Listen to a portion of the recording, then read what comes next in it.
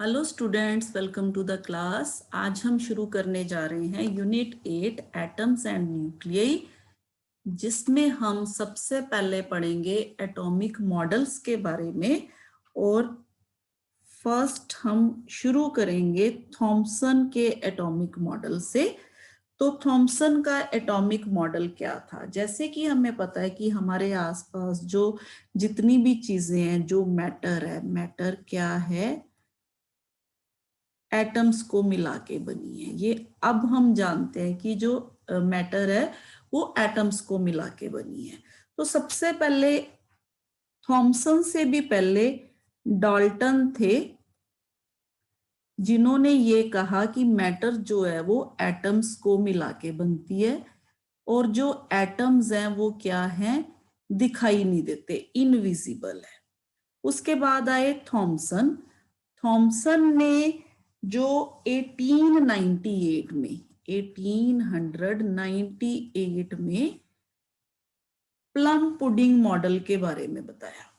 तो plum pudding model में उन्होंने क्या कहा कि जो ये मैटर है, ये वाला मैटर है जो स्फेरिकल शेप में, एटम को उन्होंने नाम दिया कि ये एक स्फेरिकल शेप में होता है, जिसका साइज जो है तकरीबन 10⁻⁻10 मीटर, या आप कह सकते हो एक एंगस्ट्रोम के बराबर होता है इस स्फीयर का।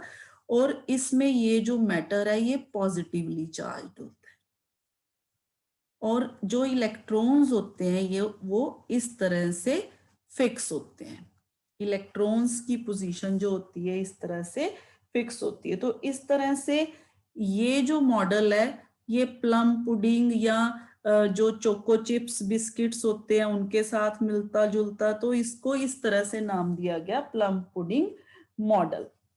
तो इसमें इन्होंने बताया कि mutual repulsion between electrons are balanced by their attraction with the positively charge matter.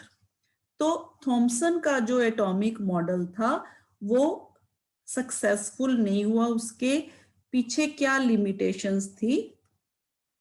Limitations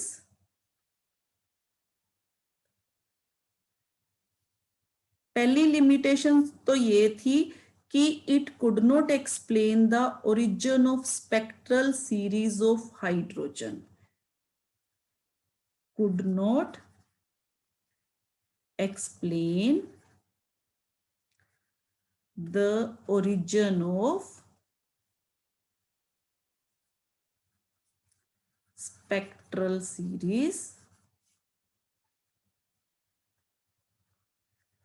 of hydrogen atom. ये हम आगे जाके पढ़ेंगे हाइड्रोजन एटम के बारे में। स्पेक्ट्रल सीरीज क्या होती है?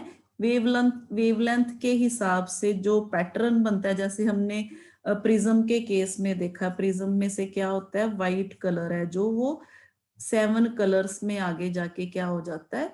स्प्लिट हो जाता है। तो इस तरह से हमें एक स्पेक्ट्रम मिलता है। तो ये हम हाइड्रोजन एटम के केस में आगे जाके पढ़ेंगे। इसको ये एक्सप्लेन नहीं कर सका ये वाला मॉडल। इसके अलावा it could not explain large angle scattering of alpha particles from the thin metal foil. ये भी हम आगे जाके पढ़ेंगे रदरफोर्ड के एटॉमिक मॉडल में। तो could not explain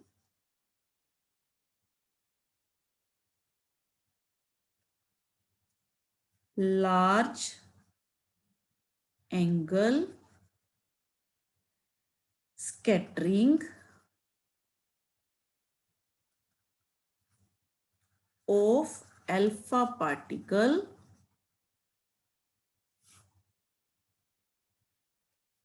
from thin gold foil।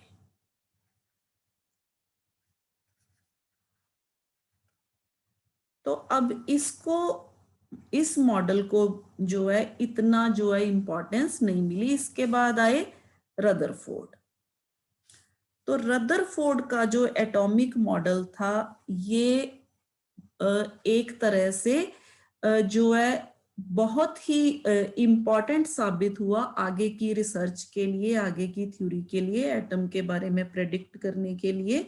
Basically जो रदरफोर्ड ने मॉडल दिया उसी को आगे जाके क्या किया गया, और बहुत सारे साइंटिस्ट, जैसे इसके बाद बोहर आए, इन्होंने फिर इसको आगे थोड़ा मॉडिफाई किया। तो रदरफोर्ड क्या कर रहे थे, he was engaged in experiments on alpha particles emitted by some radio active elements.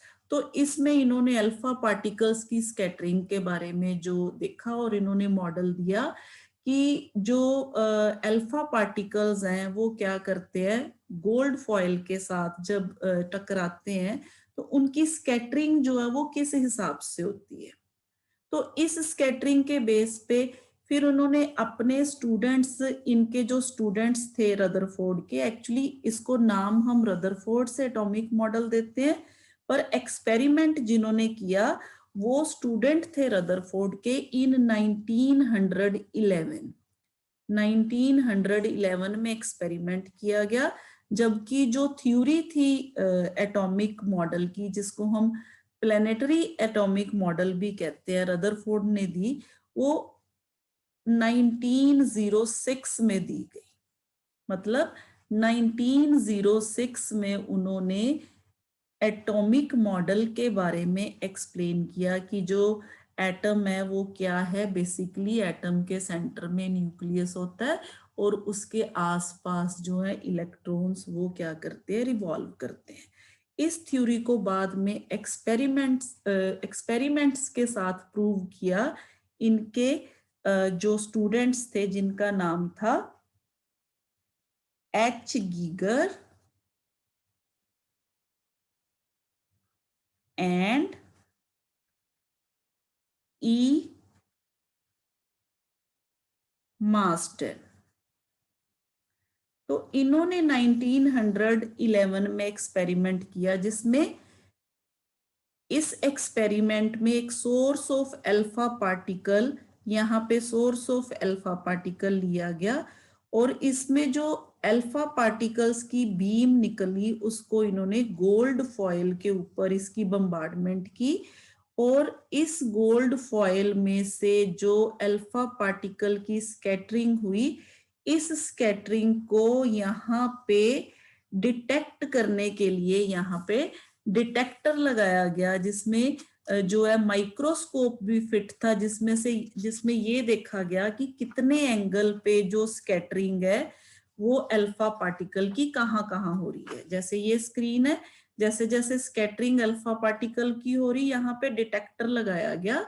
Detector क्या करता था, डिटेक्ट करता था, जिसमें ये जो स्क्रीन है, स्क्रीन जो है जिंक सल्फाइड की स्क्रीन, ये यहाँ पे जिंक सल्फाइड की ये जो स्क्रीन है, तो यहाँ पे थिन गोल्ड फॉयल और स्कैटरिंग हुई। स्कैटरिंग के बाद डिफरेंट एंगल्स पे जो है अल्फा पार्टिकल्स क्या किए, स्कैटर किए और इस स्कैटरिंग के बेस में उन्होंने थ्योरी दी। अगर आप एक्सपेरिमेंट देखो, यहाँ पे भी यहाँ से अल्फा पार्टिकल की बीम आ रही है, यहाँ बीम को नैरो शेप देने के लिए इस तरह से इस स्लिट में से जो पास किया और यहाँ ये स्क्रीन पे जाके जब alpha particles different different angles पे जाके, ये देखिए डिफरेंट डिफरेंट एंगल्स पे जाके क्या कर रहे हैं, टकरा रहे हैं। तो इस थ्योरी में से उन्होंने क्या कहा, रदरफोर्ड के एटॉमिक मॉडल में सबसे पहले जो फर्स्ट पॉइंट था इनकी थ्योरी का, वो ये था कि most of the alpha particles, ज्यादा से ज्यादा जो अल्फा पार्टिकल्स थे वो क्या कर रहे थे, most of the alpha particles pass straight through the gold foil.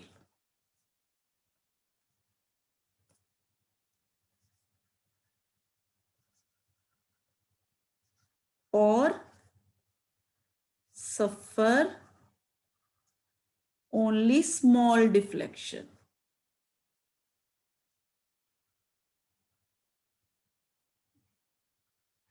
Actually अगर आप देखो तो यहाँ पे मैं आपको डायग्राम से समझाती हूँ। मान लीजिए ये न्यूक्लियस है गोल्ड फॉयल का, यहां से अल्फा पार्टिकल्स जो है बम्बार्डमेंट हो रही है इस पॉइंट से, यहां से मान लीजिए अल्फा पार्टिकल्स जो है वो आ रहे हैं यहां से इस तरह से। ये अल्फा पार्टिकल्स हैं, ये अल्फा पार्टिकल्स हैं, ये भी अल्फा पार्टिकल्स हैं, ये भी अल्फा पार्टिकल्स हैं, ये भी अल्फा पार्टिकल्स हैं, इस तरह से। तो देखिए क्या क्या देखा उन्होंने, मान लीजिए यहाँ पे ये जो अल्फा पार्टिकल्स हैं ये इस तरह से डिफ्लेक्ट हो जाते हैं इतने एंगल से, ये एंगल थीटा मान लीजिए इतने एंगल से। अब ये जो अल्फा पार्टिकल्स, ये बीम जो आ रही है ये क्या करती है, ये थोड़ा लार्ज एंगल से डिफ्लेक्ट होती है, ये देखिए। और ये जो अल्फा, ये जो बीम होगी ये क्या होगी, ये और लार्ज एंगल से डिफ्लेक्ट होगी इस तरह से, ये एंगल ग्रेटर देन 90 डिग्री हो गया। और ये जो अल्फा बीम है ये वाली, ये क्या होगा, यहां से इस तरह गई और इसी तरह ग्रेटर देन, यहाँ पे क्या 180 के एंगल से मान लीजिए ये इसने अपना पाथ जो है वो रिट्रेस कर लिया इसी तरह से। यहां से मान लीजिए ये भी इस तरह से डिफ्लेक्ट हो गया, ये angle theta.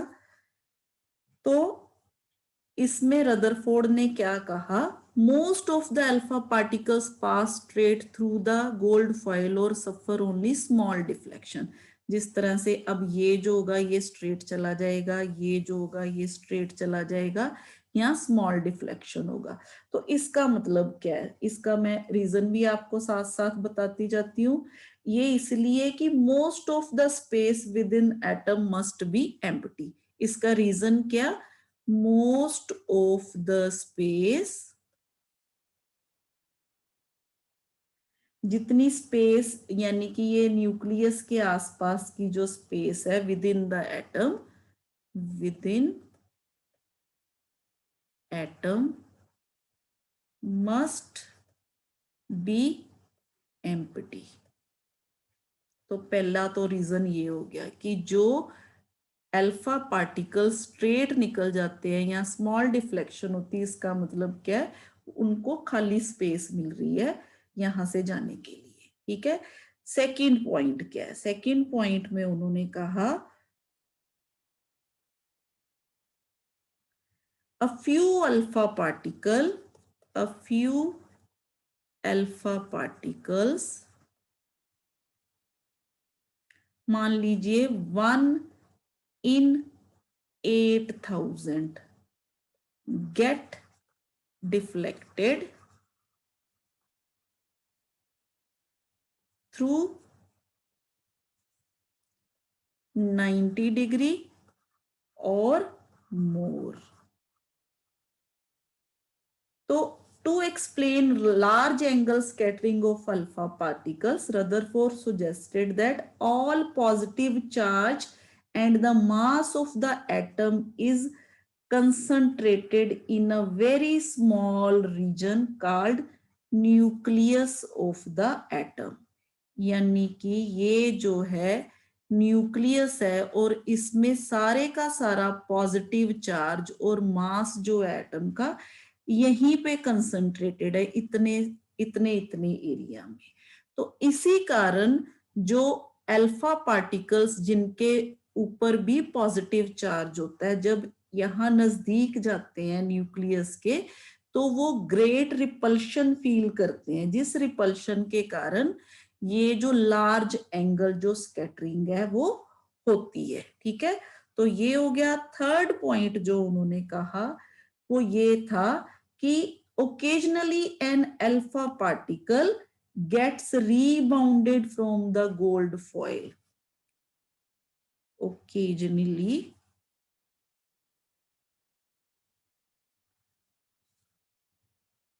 an alpha particle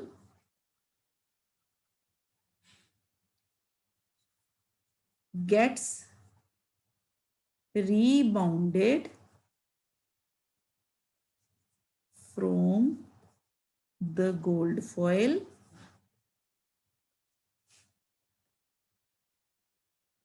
suffering a deflection of nearly 180 degree, यानी कि ये वाला अल्फा पार्टिकल जो कि जिस पाथ से गया उसी पाथ से जो है वापिस आ गया। तो इसका रीजन क्या है? इसके पीछे रीजन ये है कि हमने कहा कि जो न्यूक्लियस है वो पॉजिटिवली चार्ज है, यानी कि सारे का सारा चार्ज जो है वो यहाँ पे कंसंट्रेटेड है। तो ये जो अल्फा पार्टिकल है ये सेंटर में, यानी कि बिल्कुल न्यूक्लियस के सामने, पहले तो ये स्पीड से आता है, फिर जैसे जैसे ये यहाँ जाता है इसकी स्पीड जो है, इसकी वेलोसिटी जो है वो डिक्रीज होनी शुरू हो जाती है, और एक पोजीशन ऐसी आती है कि वो यहाँ जाके बिल्कुल इसकी वेलोसिटी जो है वो 0 हो जाती है। इस जगह पे यहाँ पे जाके इसकी जो वेलोसिटी है या स्पीड है वो क्या हो जाती है? 0 हो जाती है, और कुछ देर रुकने के बाद ये वापिस अपने उसी पाथ से जो है वापिस आ जाता है। तो ये है बेटा थर्ड जो इसका रीजन कि 180 से ज्यादा एंगल पे ये क्यों जो है वो वापिस आ जाता है।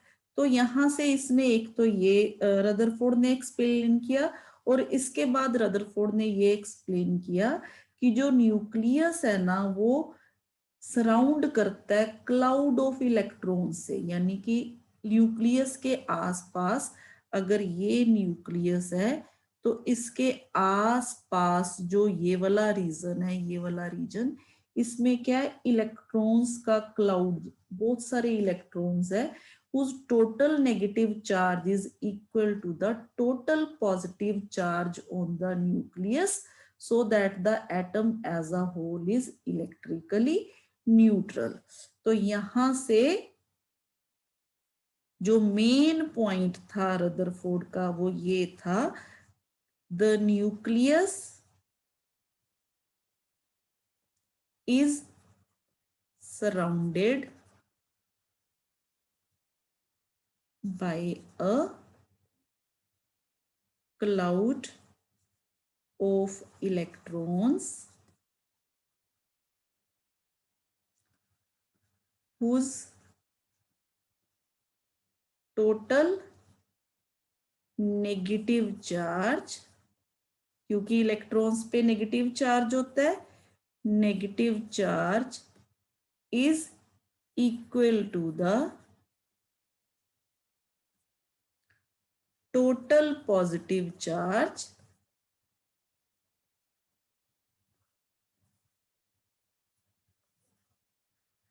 on the nucleus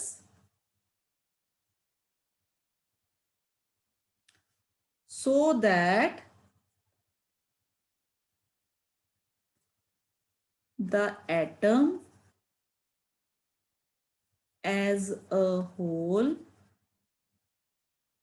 is electrically neutral.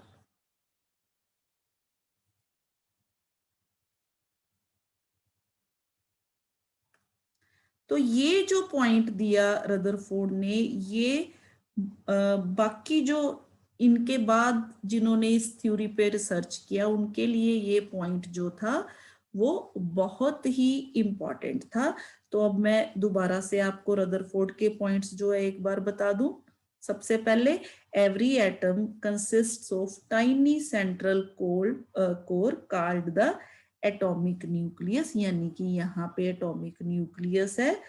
तो यहाँ पे क्या है? Entire positive charge and almost entire mass of the atom are concentrated, यानी कि इस यहाँ पे सारे का सारा जो मास है यहाँ न्यूक्लियस पे कंसंट्रेटेड है।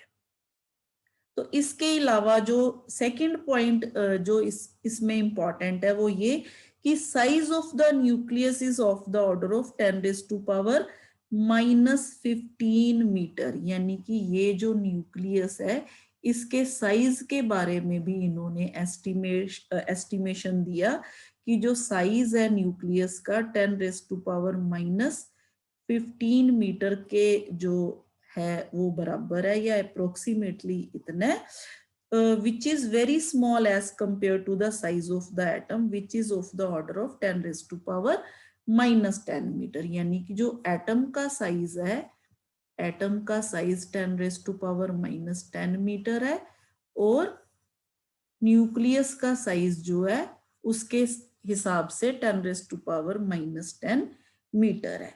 इसके अलावा atomic nucleus is a number of electrons, यानी कि जो नंबर ऑफ इलेक्ट्रॉन्स है, एटम इज इलेक्ट्रिकली न्यूट्रल है, तो जो नंबर ऑफ नेगेटिव जो चार्जेस हैं वो कंपनसेट कौन करता है, जो न्यूक्लियस में पॉजिटिव चार्ज होता है, यानी कि जितने भी नंबर ऑफ इलेक्ट्रॉन्स न्यूक्लियस के आसपास होते हैं वो उन सब का जो मास है वो किसके बराबर है, चार्ज है जो किसके बराबर है, न्यूक्लियस में जो पॉजिटिव चार्ज है। ठीक है, तो इसके बाद इन्होंने जो पॉइंट दिया वो ये था कि these electrons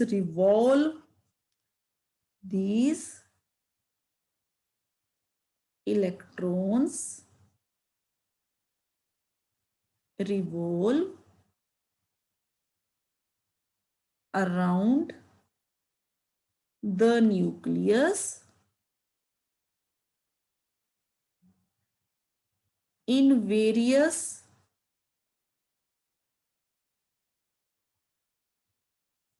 circular orbits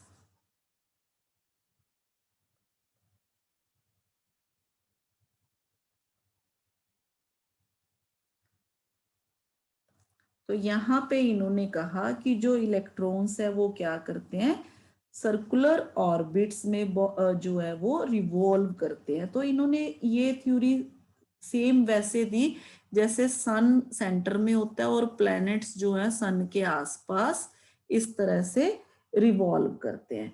दो electrons revolve around the nucleus in various circular orbits, इसी तरह से जिस तरह से प्लैनेट्स जो हैं वो सन के आसपास रिवॉल्व करते हैं।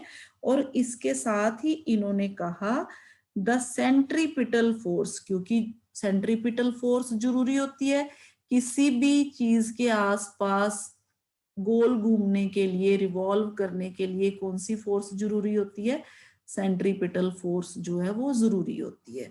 तो यहाँ पे the centripetal force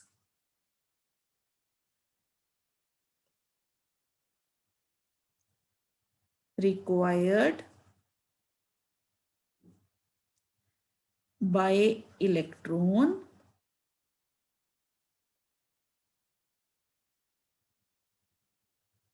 to revolve is provided by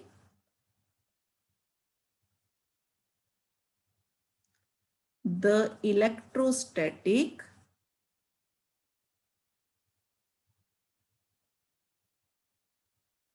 force of attraction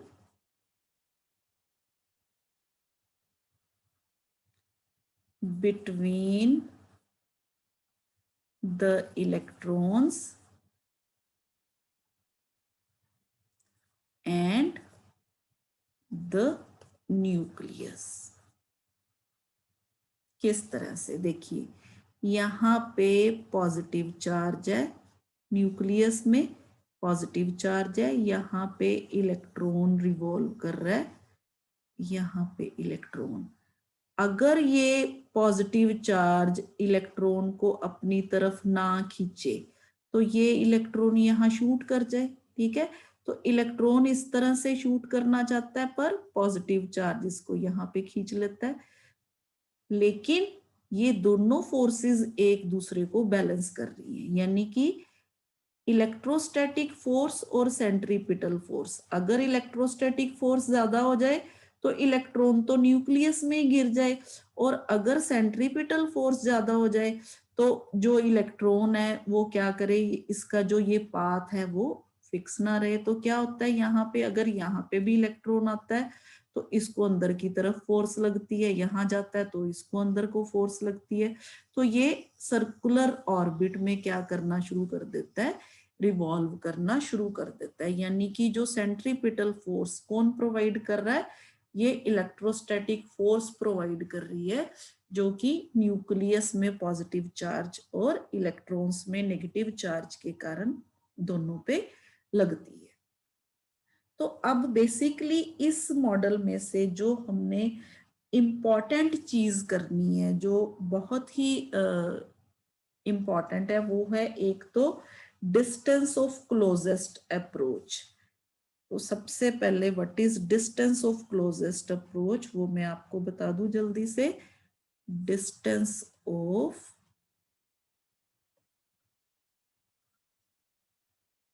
closest approach.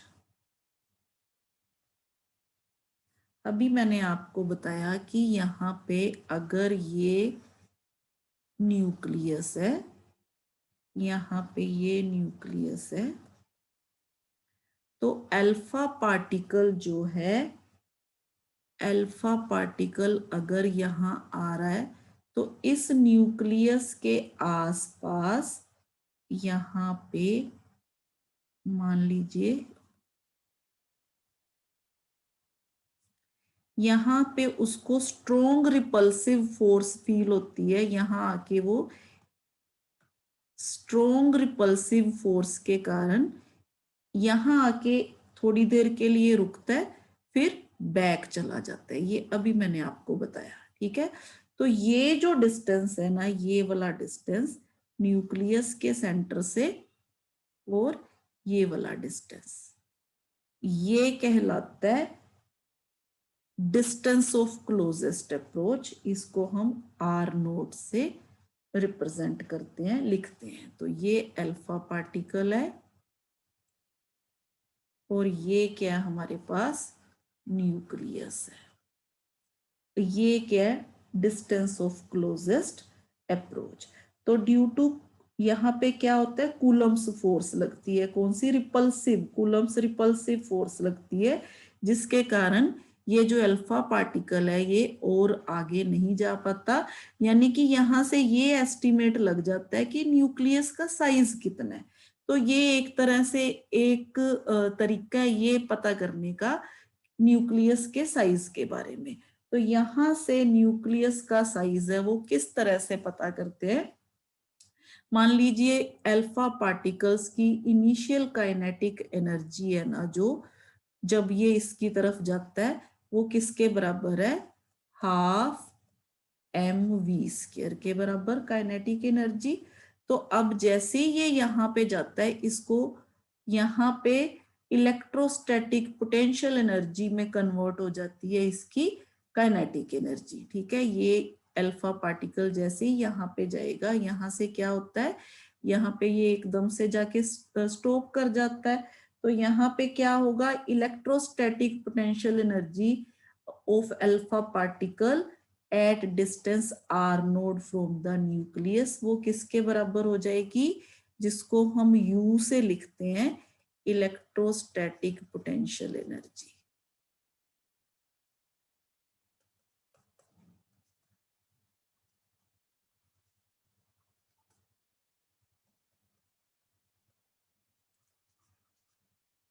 U is equal to, अगर हम फॉर्मूला लिखें 1/4πε0 Q1 Q2 बाई R के बराबर होता है। तो यहाँ पे हम लिखेंगे 1/4π की जगह अगर हम K लिख दे, Q1 Q2 divided by R0। तो यहाँ पे K 2EZE divided by R0। 2E क्या है, अल्फा पार्टिकल के लिए, ZE क्या है, न्यूक्लियस के लिए। यहाँ पे हमारे पास अल्फा पार्टिकल, क्योंकि इसका जो इसके पास 2 इलेक्ट्रॉन्स हैं अल्फा पार्टिकल्स के पास, तो यहाँ पे 2E फॉर अल्फा पार्टिकल। तो यहाँ पे हम कहेंगे एट आर नोड, यानी कि डिस्टेंस आर नोड, जो काइनेटिक एनर्जी होगी वो किसके बराबर हो जाएगी, इलेक्ट्रोस्टैटिक पोटेंशियल एनर्जी के बराबर, यानी कि हमारे पास हाफ एम वी स्क्वायर जो है वो k two Z e square divided by r nought. तो यहां से अगर हम आर नोड की वैल्यू फाइंड आउट करें तो वो आ जाएगी 2k ZE square divided by k alpha. ठीक है, तो यहाँ पे ये वाला जो k है ये कांस्टेंट है, जिसकी वैल्यू जो है 1/4 पाई एप्सिलॉन नॉट है। ये हमने कूलम्स लॉ में पढ़ी हुई है। तो यहाँ से डिस्टेंस ऑफ क्लोजेस्ट अप्रोच से हमने एस्टिमेट कर लिया किसका, रेडियस एस्टिमेट कर लिया न्यूक्लियस का। तो हमें पता चल गया कि जो रेडियस ऑफ न्यूक्लियस है ना वो इस साइज से थोड़ा छोटा ही होना चाहिए। तो radius of the nucleus must be smaller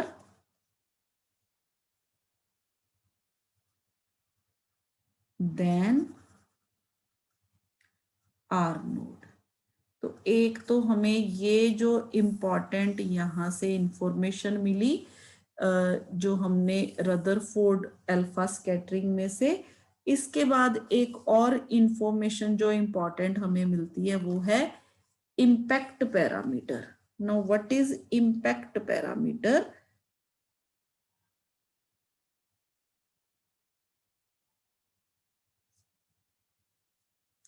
impact parameter,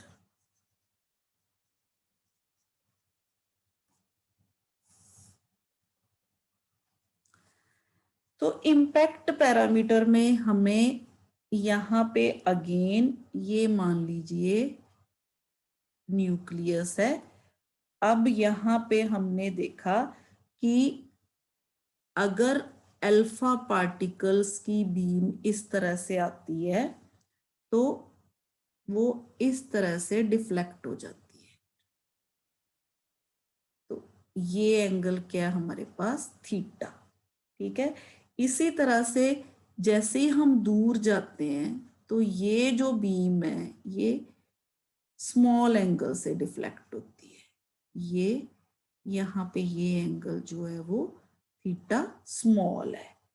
तो इसका मतलब ये हुआ, अगर हम यहाँ न्यूक्लियस के सेंटर में से एक लाइन ड्रॉ कर दें, ये वाली लाइन, तो ये जो लाइन, ये जो वेलोसिटी वेक्टर है ये वाला, यहां से यहां तक की जो दूरी है इसको हम बोलते हैं इम्पैक्ट पैरामीटर। तो perpendicular distance of the velocity vector, यहाँ पे perpendicular distance of the velocity vector of the alpha particle from the center of the nucleus when it is far away from the atom is called impact parameter, और हम इसको small B से लिखते हैं। तो small B की value जैसे जैसे हम दूर जाएंगे, यहाँ पे स्मॉल बी की वैल्यू जो है वो ये हो गई। ठीक है, इसी तरह से अगर हम और दूर जाएंगे तो स्मॉल बी की वैल्यू है जो वो क्या हो जाएगी, चेंज हो जाएगी। तो यहां से हमने देखा कि जो स्मॉल बी है, जो इम्पैक्ट पैरामीटर है, वो किस किस चीज पे डिपेंड कर रहा है? इट डिपेंड्स ऑन जो हमारे पास, अगर हम शेप देख रहे हैं इसकी ट्रेजेक्ट्री की, स्कैटर्ड अल्फा पार्टिकल्स की, यहाँ पे ट्रेजेक्ट्री जो है ये देखिए ये शेप है, ये किस पे डिपेंड कर रही है? एक तो इम्पैक्ट पैरामीटर पे डिपेंड कर रही है, दूसरा the nature of the potential field encountered by the alpha particles. तो Rutherford deduced the following relationship between impact parameter B and the scattering angle theta as B is equal to 1 by 4 pi epsilon naught ZE square cot theta by 2 divided by half m v square, यानी कि kinetic energy of जो है alpha particles. तो यहां से हमने देखा कि इफ बी इज लार्ज तो cot theta by 2 is large, अगर कॉट थीटा बाय 2 लार्ज है तो थीटा क्या है? Theta is small. तो इसका मतलब ये है कि if large impact parameter it gets scattered through very small angle and may practically go undeviated. अगर और ज्यादा दूर जाएंगे तो बिल्कुल डेविएशन होगी नहीं, ये जो अल्फा पार्टिकल्स हैं ये सीधे के सीधे जो है वो निकल जाएंगे। इसी तरह से अगर बी जीरो है, मान लीजिए बी जीरो हो गया, तो बी जीरो का मतलब ये हो गया cot theta by 2 is equal to 0 और theta by 2 is equal to 90 degree, यहां से theta is equal to 180 degree. तो वो हमने देख ही लिया। यहाँ पे ये जो इस पाथ पे अगर अल्फा पार्टिकल्स जाते हैं तो वो इसी पाथ से वापस जो है वो ट्रेस हो जाते हैं, यही पाथ से। तो इसका मतलब क्या है? यहाँ पे जो थीटा है वो किसके बराबर है? 180 डिग्री के बराबर है। और यहाँ पे बी किसके बराबर है? बी 0 के बराबर है। तो ये इंपॉर्टेंट इंफॉर्मेशन जो हमें यहाँ से मिलती है अल्फा स्कैटरिंग एक्सपेरिमेंट से। तो scattering experiment provide us to know the nature of force between the nucleus and the scattered particle. यहाँ से हमें इस चीज के बारे में भी जो है इंफॉर्मेशन मिलती है। अगर हम कहें तो क्या फायदा है स्कैटरिंग एक्सपेरिमेंट का? Scattering experiment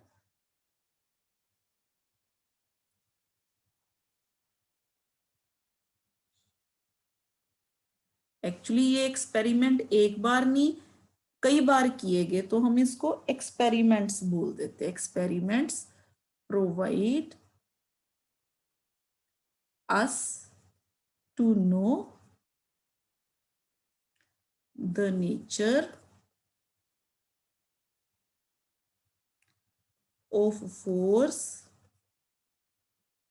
between the nucleus and the scattered particles। तो ये था मेन रदरफोर्ड एटॉमिक मॉडल के बारे में जो हमें मेन जो चीजें हमने करनी थी। इसके बाद रदरफोर्ड एटॉमिक मॉडल की लिमिटेशंस के बारे में भी देख लेते हैं। क्यों जो रदरफोर्ड का एटॉमिक मॉडल है वो उसको जो है वो नहीं अच्छी तरह से माना गया, इसका मॉडल फेल होने का क्या कारण था? तो सबसे पहले लिमिटेशंस में